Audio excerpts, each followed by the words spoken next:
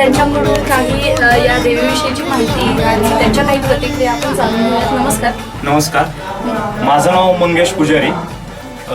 आम्ही इथं जे काय आहे देवीची सेवा ही करत असतो. हे जे आहे मुधाई देवीचं जे मंदिर आहे हे थेट महालक्ष्मी कोल्हापूर इथून आलेली देवी आहे. जे आहेत मुधोजी चव्हाण जे भक्त होते त्यांनी इथं देवीला आणलेलं आहे. ते दहेगाव गावचे रहिवासी होते. 1665 मध्ये देवी इथं आलेली आहे. ते 100 वर्ष त्यांनी महालक्ष्मीची सेवा केली. ते इथं देवीला घेऊन 100 वर्ष सेवा झाल्यानंतर त्यांनी देवीला सांगितलं की बाबा आता माझी सेवा होणं अवघड आहे, तर तू माझ्या घरी चल. तर ती देवी म्हटली ठीक आहे, काय हरकत नाही. तर ज्या वेळेस देवीने सांगितलं की तू पुढे चाल, पाठीमागं बघायचं नाही, मी तुझ्या पाठीमागं येते. लहान मुलीच्या रूपात देवी इथं आलेली आहे आणि कन्या रूपामध्ये आहे देवी आपली. तर ती ज्यावेळेस पुढं चालत होते, पहाटेची वेळ होती 4ची. तर इथं आल्यानंतर काही कारणास्तव त्यांनी पाठीमागं वळून पाहिलं. पाठीमागं वळून पाहिल्यानंतर देवीनं ही जागा पवित्र वाटली. तर पवित्र वाटल्यानंतर देवीनं डोंगर होता हा पूर्ण देऊर, हा हे जे मंदिर आहे इथं डोंगर होता. इथं आल्यानंतर काही क्षणापुरतं त्यांनी पाठीमागं वळून बघितल्यामुळं देवीनं कडा फोडून वरून आतमध्ये उडी मारली. हा गाभारा जो आहे तो पूर्ण स्वयंभू आहे. याच्यामध्ये देवीनं देवीसाठी बनवलेला आहे हा गाभारा. दरवाजा जो आहे तो पण स्वयंभू आहे. याच्यामध्ये कितीही जाड व्यक्ती असू द्या आतमध्ये येतो. मनोभावे देवीला आलेला व्यक्ती कोणीही बाहेर थांबत नाही, तो आतमध्ये येतो. नवरात्रामध्ये अष्टमीच्या दिवशी इथं देवीची यात्रा असते.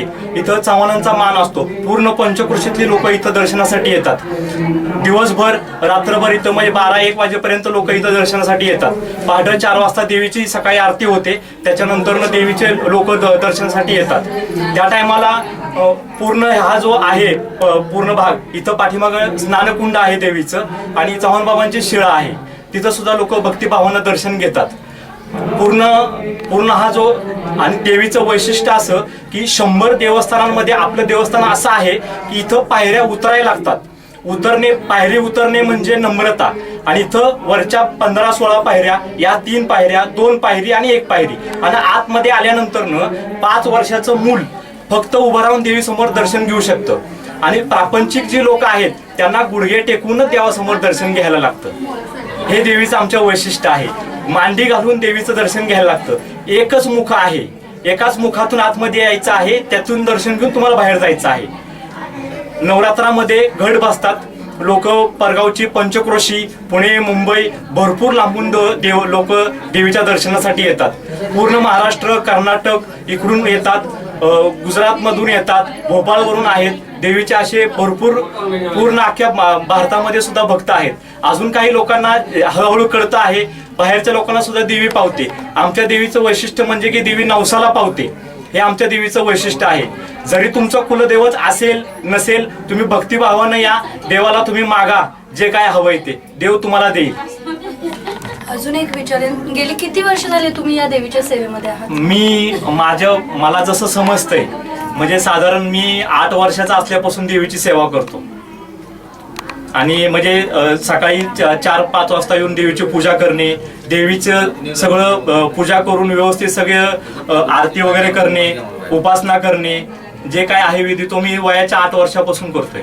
बरं, इतके वर्ष झाले या देवीची सेवा करत आहात, तर असा कोणता अनुभव आहे का तुमचा? अनुभव म्हणजे मी पुण्याला सर्व्हिस करतो. मी संशोधन खात्यात कामाला आहे डायरीमध्ये.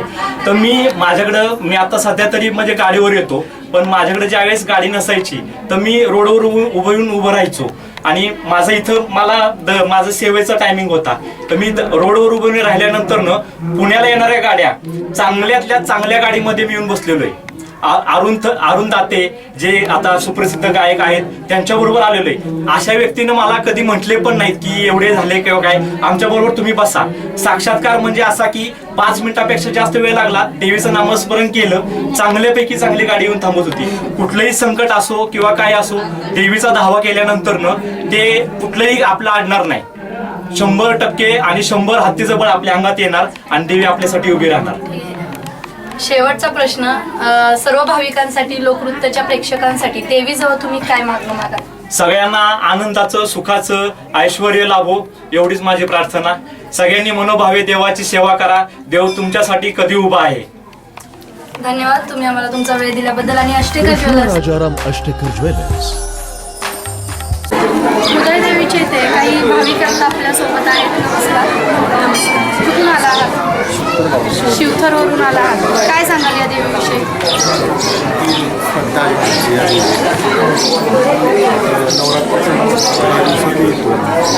दर नवरात्रीला येतात. किती वर्ष झाले येत आहात?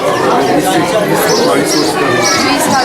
गेली 20-22 वर्ष झाले तुम्ही इथे येत आहात. तर काय असा अनुभव आहे का? खूप श्रद्धा आहे पहिल्यापासूनच देवीवर. इथे सगळ्यांची मान्यता पण आहे. सगळे 9 दिवस उपवास ठेवतात. लोक खूप श्रद्धेने इथे येतात. एवढी लाईन असते तरी सुद्धा दर्शन घेण्यासाठी खूप वेळ थांबून सुद्धा दर्शन घेतात. दर्शन मिळतं. हा नवरात्र उत्सव तुम्ही कशा पद्धतीने साजरा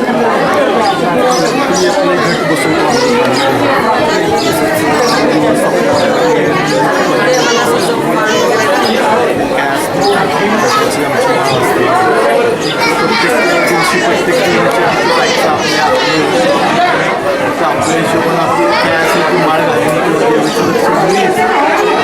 धन्यवाद. तुम्ही आम्हाला तुमचा वेळ दिल्याबद्दल आणि अष्टका ज्वेलर्स. कृष्णा राजाराम अष्टेकर ज्वेलर्स.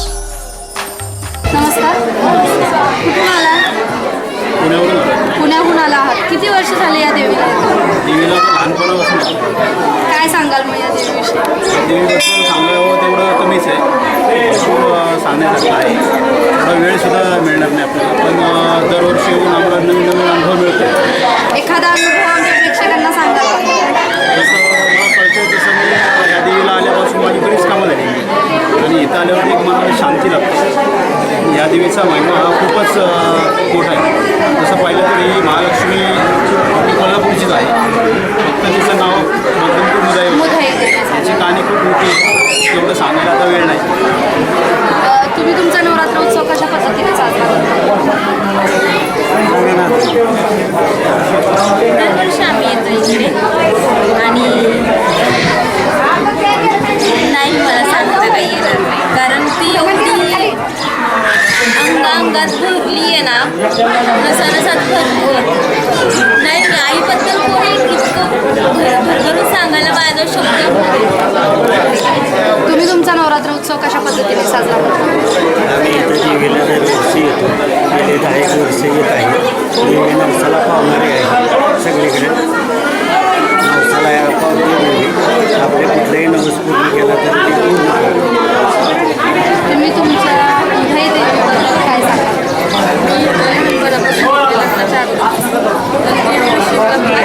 फार अनुभव आहे. देवीविषयी मला इतकं हे सांगावंसं वाटतं की शब्दावरून सांगता येणार नाही. प्रेम वाटतं. लहानपणापासून या देवीला येतात. धन्यवाद. तुम्ही आम्हाला तुमचा वेळ दिल्याबद्दल आणि अष्टका. कृष्णा राजाराम अष्टेकर ज्वेलर्स. कुठून आलाय? लिंगावरून आले. लिंगाव. किती वर्ष झाली या देवीला येतात? एक 10 वर्ष झाली ह्या देवीला येते मी. काय अनुभव सांगाल?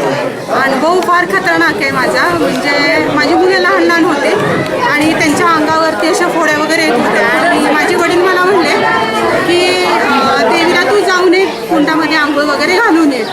तर माझा काय देवावर विश्वास नव्हता. देवावर विश्वास नसल्यामुळं मी त्यांना म्हणलं नाही, मी काय जाणार नाही आहे. म्हणलं देव कुठं कुणाचं चांगलं करतो असं म्हणल्यानंतर मी वडिलांना बडबड केल्याने निघून आले. त्याच्या 2 दिवसानंतर माझं अंग पूर्ण अख्खं खाजवायला लागलं. अंग खाजवायला लागल्यानंतर काही काही अशा फोड्या वगैरे यायला लागल्या भरपूर प्रमाणामध्ये. मला बरेच असे बाहेरचे लोक म्हणले की देवीचं तू उपवास कर, देवीला जा, मंगळवार धर. तरी पण मी नाकारल्यानंतर माझ्या लक्षात असं आलं की हे कशामुळे होतं नक्की कळत पण नव्हतं. आणि एक अशी फिरणारी बाई आली. ती म्हणली की तू खरंच मंगळवार कर. तर म्हणलं नाही, माझा विश्वासच नाही.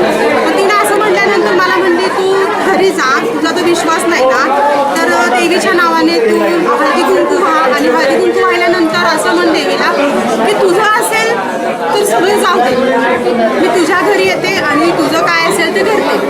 तर मी नुसतं हळदी कुंकू फुकलं. हळदी कुंकू फुकल्यानंतर मी फक्त देवीला प्रार्थना केली. म्हणलं हे मोदाई देवी, तुझं जर काय असेल तर म्हणलं माझ्या अंगावरची खास जाऊ दे, माझ्या तोंडावरचा नायटा जाऊ दे. मी खूप दवाखाना केला पण तोंडावरचा नायटा काय जात नव्हता. सगळा चेहरा माझा पांढरा शुभ्र झाला होता. पांढरा काळा पांढरा दिसत होता. म्हणजे डॉक्टरांची ट्रीटमेंट घेऊन सुद्धा ती बरी होत नव्हती. पण नंतर तेवढा अंगाला म्हणजे तेवढे हळदी कुंकू फुकल्यानंतर एवढं मोठं आश्चर्य की एका रात्रीत माझ्या चेहऱ्यावरचा सगळा नायटा गेला होता. जे माझ्या मुलांना म्हणजे अंगाला फुटकळ्या वगैरे येत होत्या, म्हणजे बस असा बाहेर निघत होता, बसायला पण माझ्या मुलांना येत नव्हतं. मग मी मुलांना इथं आणलं, इथनं मी कुंडामधलं पाणी घेतलं आणि पाण्यानं आंघोळ घातली. असं आश्चर्य की पूर्ण त्यांचा तो रोग त्वचारोग आपोआप बरा झाला. मग आता हा अनुभव आल्यानंतर तुम्हाला आता तुम्ही कशा पद्धतीने देवीची सेवा करत आहात, कशा पद्धतीने ते हा अनुभव आल्यानंतर मला एकाने सांगितलं की हा तुमचा देव आहे, तुम्ही येत जावा. 1 वर्षावर मी देवीचा गोंधळ घालते, इथंच येऊन सवासणी वगैरे मी घालत असते. ठीक आहे, धन्यवाद. तुम्ही आम्हाला तुमचा वेळ दिल्याबद्दल आणि अष्टकर ज्वेलर्स. नमस्कार. कुठून आला? कोरेगाव. काय सांगाल या देवीविषयी? देवीविषयी काय, देवीचं महात्म्यच आहे. देवी म्हणजे जागृत देवस्थान आहे. तुम्हाला काय वाटतं या देवीविषयी? इतके वर्ष झाले इथे येत आहात, काय अनुभव आहे? अनुभव म्हणजे चांगलाच असते. प्रपंचातले येतोच, आम्ही घाटात येतोच. देवी नाही आहे आम्हाला अशी, पण आपलं श्रद्धा आहे. श्रद्धा आहे. बरं, हा नवरात्र उत्सव कशा पद्धतीने साजरा करता? घटस्थापना करून तुम्ही तुमचा नवरात्र उत्सव कशा पद्धतीने साजरा करता? माझे 9 दिवस उपवास असतात. मी मुंबईवरून आली आईवडीवर, मुंबईहून आला देवीच्या दर्शनाला. सकाळी साडे आणि माझे 9 दिवसाचे उपवास होते. त्याच्यामुळे सप्तमीला येते, पण आज लवकर आली. तुम्ही काय सांगाल देवीविषयी? देवीविषयी सांगायचं म्हटलं तर काय जागृत देवस्थान आहे. नवसाला वगैरे पाळते, छान समाधान मिळतं इथं आल्यावर, देवीचं दर्शन घेतल्यावर. आणि शाळेत शिक्षिका सुट्टी घेऊन आली, आम्ही सगळेजण आलो दर्शन घेण्यासाठी चाललो. ठीक आहे, अजून एक विचारेन, या नवरात्र उत्सव तुम्ही कशा पद्धतीने साजरा करता? उपवास वगैरे असतात 9 दिवसाचे, आणि फराळ वगैरे 9 दिवस देवीसाठी हे करतो. ठीक आहे, धन्यवाद. तुम्ही आम्हाला तुमचा वेळ दिल्याबद्दल आणि कृष्णा राजाराम अष्टकर ज्वेलर्स.